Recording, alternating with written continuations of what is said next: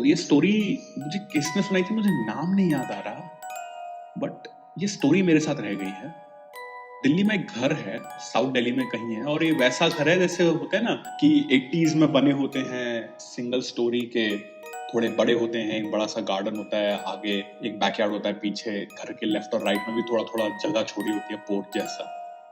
आप सड़क से गुजर रहे होते हो तो आप देखते हो कि ये घर ना कभी रेनोवेट नहीं हुआ, बल्कि ये घर डिलैपिडेटेड स्टेट में ही पड़ा हुआ है, और ये घर और बदतर होता जा रहा है।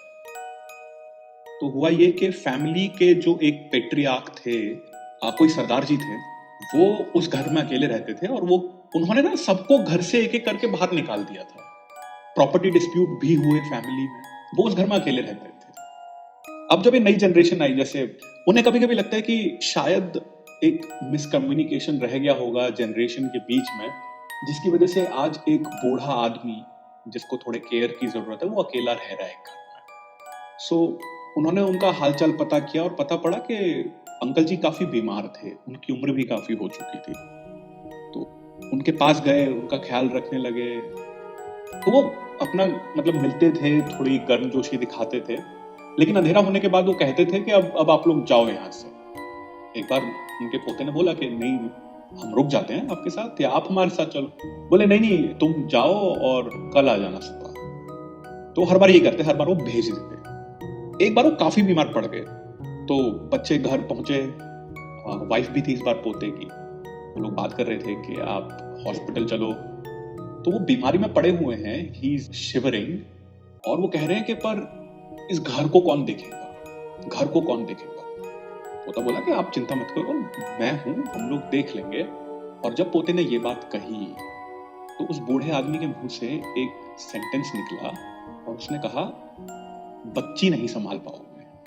और वो आदमी एक ब्रोकन रिकॉर्ड की तरह अटक गया इस बात। वो बार बार यही बात बोल रहा है, बच्ची नहीं संभाल पाओगे, बच्ची नहीं संभाल पाओगे। अब किसी को समझ नहीं आ रहा है कि ये क्या बोल रहा है, बच्ची नहीं संभाल पाओगे का क्या मतलब है। And the gentleman left his body, he passed away. तो ही हुआ, उनका क्रियाक्रम वगैरह हुआ।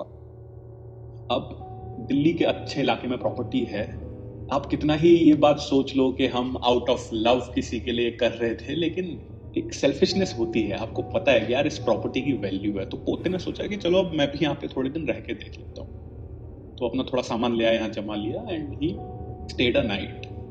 अब जैसे होता है स्लीप पैरालिसिस में, ये शुरू ऐसे ही हुआ। सोते सोते उसको अपने ऊपर ना एक वेट महसूस हुआ चेस्ट पे। वो महसूस कर रहा है कि चेस्ट पे ना एक भारीपन आ रहा है।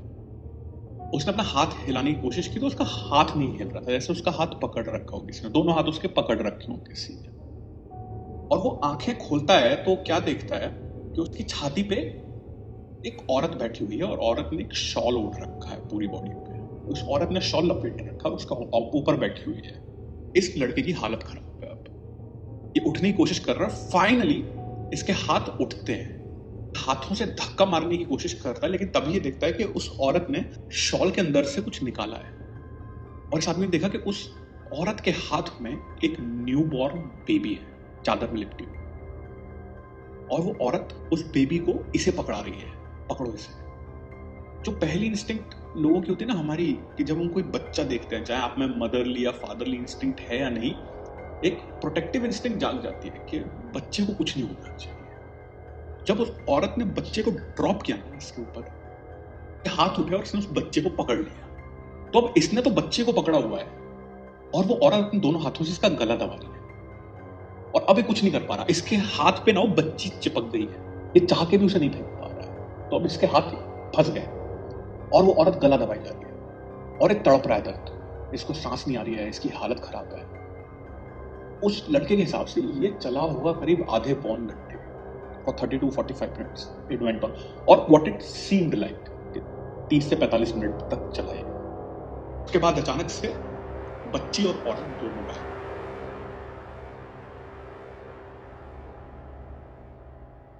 ये उठा, बाहर गया, अपनी गाड़ी में बैठा, सीधा घर निकल गया। इसने ताला भी नहीं लगाया उस प्रॉपर्टी को।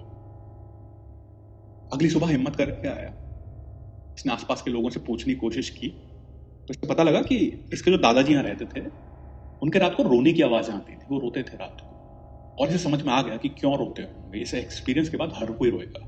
पर एक कहानी क्या थी, इसने अपने खानदान में पता किया तो इसे पता पड़ा कि इसके दादाजी ने 3 शादियां कर रखी थी। तीनों पत्नियों में से 2 पत्नियां हैं जिनको ये जानता था कि मेरे दादाजी की 2 वाइफ्स थी। तीसरी के बारे में इसे पहली बार पता पड़ा अपनी रिश्तेदारी में से कि एक तीसरी पत्नी और थी।